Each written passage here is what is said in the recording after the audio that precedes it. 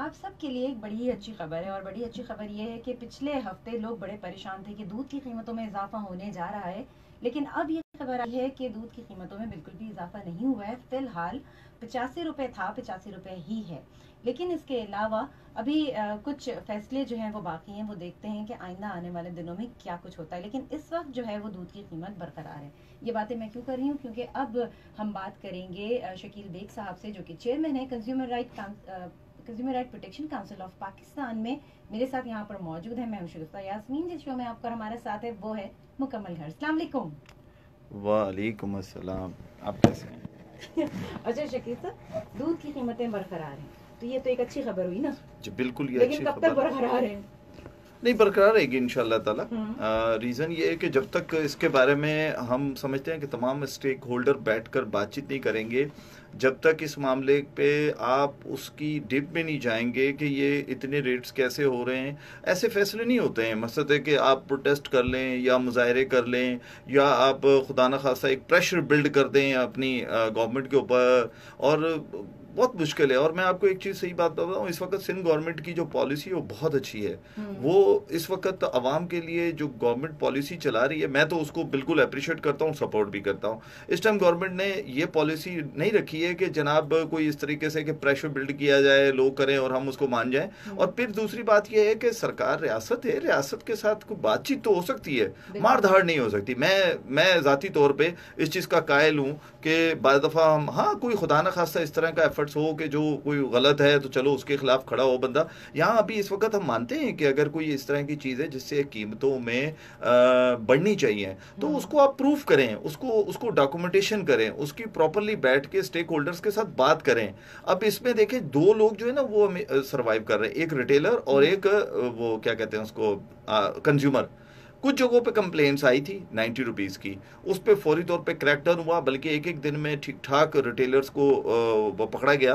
तो मैं ये समझता हूँ कि इस वक्त जो कीमतें हैं वो स्टेबल हैं, 85 रुपीज़ हैं। 85 से अगर ज़्यादा कहीं दूध महंगा मिल रहा है तो मैं फिर से कहूँगा अपने कंज्यूमर्स से कि आप कंप्लेन कीजिए, फ्रेंडली कंप्लेन है, कोई इशू नहीं है, कहीं आपका नाम नहीं लिया जाता, क्योंकि अमूमन लोग दुकानदार का नाम बताते हुए डर जाते हैं। हाँ। तो आप हमें बताइए, हम आपका नाम कहीं शो नहीं करेंगे और भरपूर तरीके से कंज्यूमर के साथ हम खड़े होंगे जैसे कि हम खड़े होते हैं। तो अभी फ़िलहाल कोई कीमतें नहीं बढ़ी हैं और ना बढ़ने का भी फ़िलहाल इम्कान है, क्योंकि जिस पिटीशन के ऊपर कमिश्नर साहब ने रोका था वो 19 की थी और वो अब चली गई है 14 मार्च पे। अच्छा। तो 14 मार्च तक देखते हैं क्या होता है, तो उसके बाद सही। अच्छा, अभी तो एक दूध की कीमतों के हवाले से बात हो ही रही थी कि लोग इंतजार कर रहे थे कि ये मामला कहीं तो सेटल हो जाके, क्योंकि एक परेशानी लोगों में थी।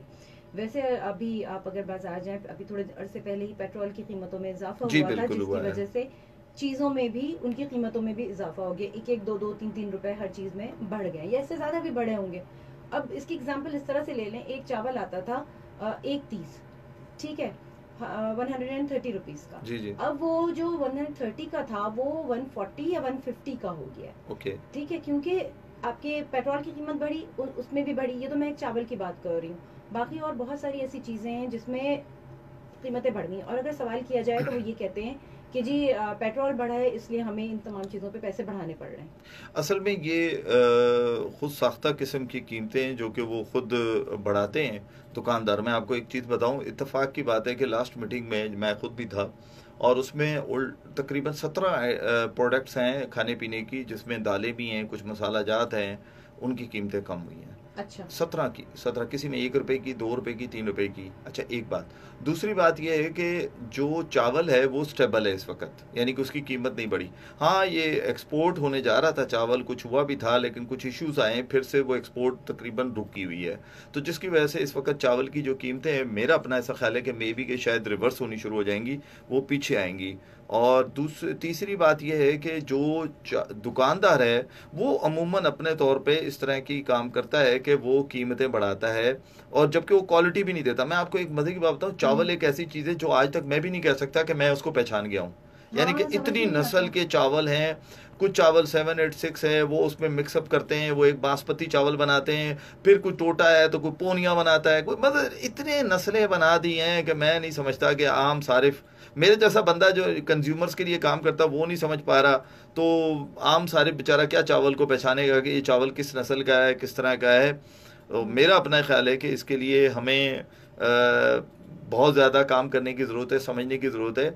और दूसरी बात ये कि दालों में भी मैं आपको बताऊं, मसूर की दाल का बड़ा इशू होता है। मसूर की दाल बहुत सारे कच्ची आबादियों में, छोटे इलाकों में, पसमानदा एरियाज़ में मिक्स दाल चला रहे हैं, और वो दाल एक बनाई हुई नस्ल की दाल है, यानी कि वो बेसिकली मसूर की सही दाल नहीं है वो। अच्छा। हाँ, वो कंप्लेन्स है वो, बल्कि उसके ऊपर एक आध दफ़ा छापा भी पड़ा, उसको पकड़ा भी गया था। ये अपना फेडरल एरिया की बात है, मैं खुद भी था उसमें, अच्छा। शामिल थे हम लोग, अथॉरिटी साथ थी हमारे।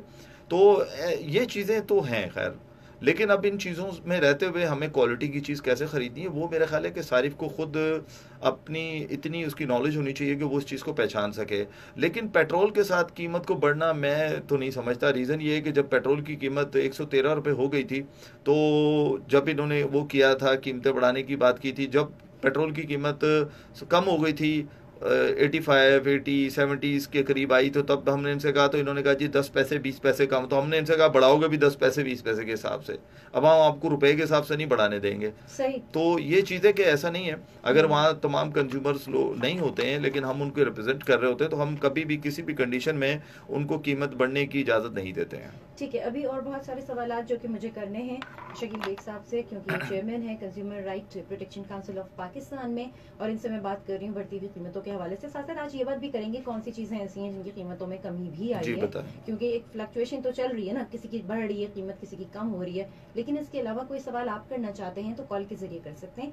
कॉल करने के लिए नंबर है 111-111-107। कराची के बाहर से कॉल कर रहे हैं 021 का कोड मिलाइए। व्हाट्सएप पे मैसेज करने के लिए नंबर है 0345110417। शुगुफ्ता यास्मीन मुकम्मल घर में आपके साथ, सुनते रहिए अपना FM नेटवर्क और बल्ले बल्ले FM नेटवर्क।